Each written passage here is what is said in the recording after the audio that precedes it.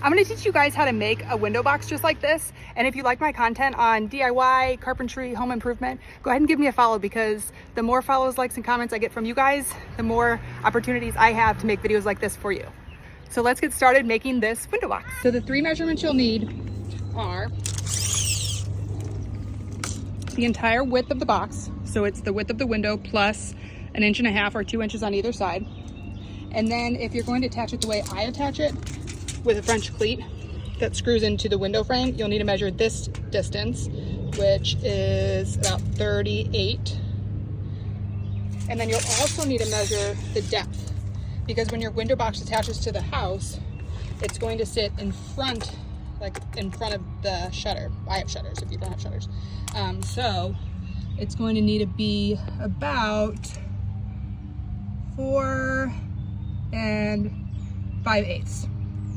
So those are the 3 measurements that you'll need before cutting your wood. How I attached mine is I screwed this board into the window frame, and then I made a French cleat right here. So this is the top of the French cleat that's attached to the window box, and then the bottom of the French cleat is attached to this board with enough depth that the flower box can hang without hitting the house. And I use reclaimed wood for the majority of my woodworking projects. And unfortunately for this project, I didn't realize I used 2x6s for the front and the back of the window box. So that's this 2x6. And what it actually is, which is a fun fact, so it's actually 5.5 by 1.5. So I don't know why they do that. I don't know why they call it a 2x6 when it's really 1.5 by 5.5. But I don't have any more of these 2x6s, so I can't actually make another box until I find some more reclaimed wood. So I'm going to just show you on this box how I made it. So what I did is, my width of my window is 28 inches. So I cut 2 of these 2x6s 28 inches wide. And the depth of my artificial plants that I was using, I thought would be, I thought 6 inches was a good depth, because I held these up just to see kind of how much depth I wanted, and it came out to 6 inches. So I cut 2 6-inch pieces out of the 2x6. And then since I knew I was using artificial flowers, artificial plants, I just used these, I can never remember the name of these, but they're really cheap and really thin boards, because I knew I wouldn't be putting soil or anything heavy in here and I wouldn't be watering them. So I just used these on the bottom to save some money. And then all I did was attach them. So I attached the front board to the side of the 6-inch, and I used these, ideally I would use 2.5-inch screws, but all I had were 3-inch screws or 2-inch screws.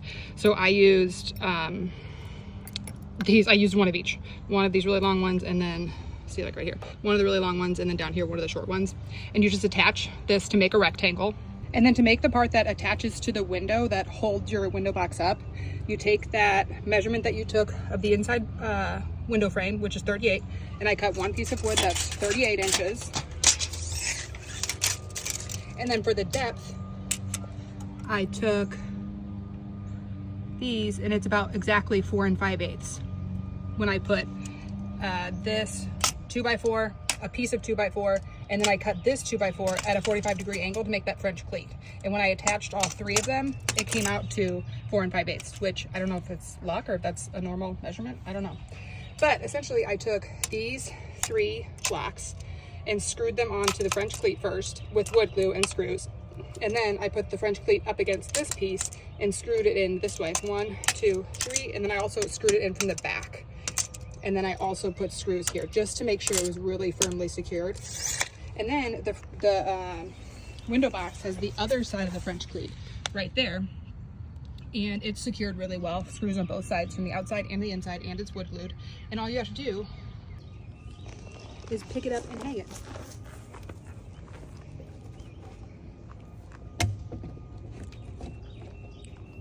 And there it is. So that's how you make this super simple window box. And if you have any questions, or if I didn't explain it very well, just let me know in the comments, because I'm always happy to improve. Love improving. And follow me for more. If you like my tips and tricks and my videos, then give me a follow, because that's how I'm able to make more of these videos, is from your likes, comments, and follows. So thank you so much, and I'll see you soon.